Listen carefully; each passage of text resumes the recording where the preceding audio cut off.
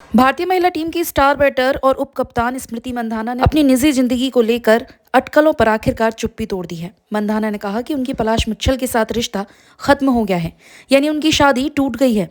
मंधाना ने social media पर एक आधिकारिक बयान जारी करते हुए इस बात की पुष्टि की है। स्मृति मंधाना ने इंस्टाग्राम पर लिखा, पिछले कुछ हफ्तों से मेरी जिंदगी को लेकर कई तरह की बातें कही जा रही हैं।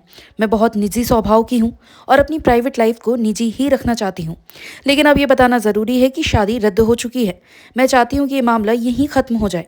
आप सभी से निवेदन है कि दोनों परिवारों की प्राइवेसी का सम्मान करें और हमें समय दें, ताकि हम इस परिस्थिति से निकल सकें और आगे बढ़ सकें।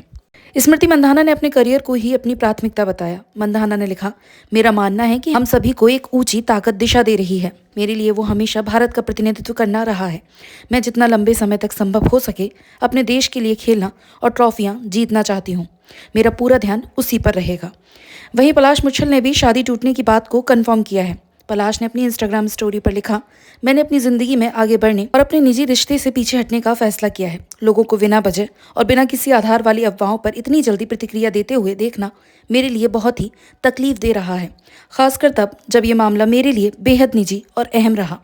ये मेरे जीवन का सबसे कठिन दौर है, लेकिन मैं अपनी मान्यताओं के साथ मजबूती से इसे पार करूंगा। पलाश ने आगे लिखा, मैं सच में आशा करता हूं कि हम एक समाज के रूप में किसी भी अपुष्ट या अनजान स्रोतों से आई बातों पर किसी को जज करने से पहले थोड़ा रुक कर सोचें। हमारे शब्द किसी को कितनी गहरी चोट पहुंचा सकते हैं, हम कई बार समझ नहीं पाते। जब हम इन बातों पर चर्चा कर रहे हैं, उसी समय दुनिया में बहुत से लोग गंभीर चुनौतियों का सामना कर रहे हैं। मेरी टीम उन सभी लोगों के खिलाफ सख्त कानूनी कार्रवाई करेगी।